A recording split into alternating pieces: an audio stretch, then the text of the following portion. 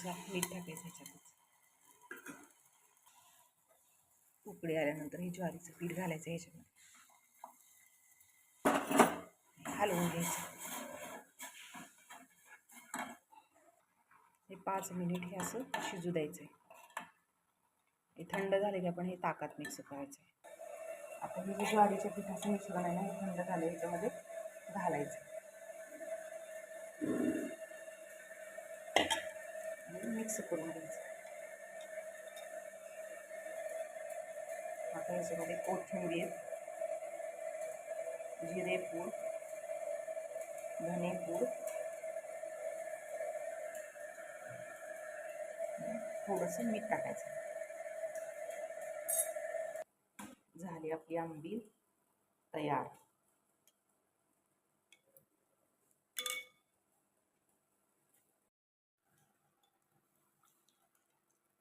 तर या मग आंबील प्यायला.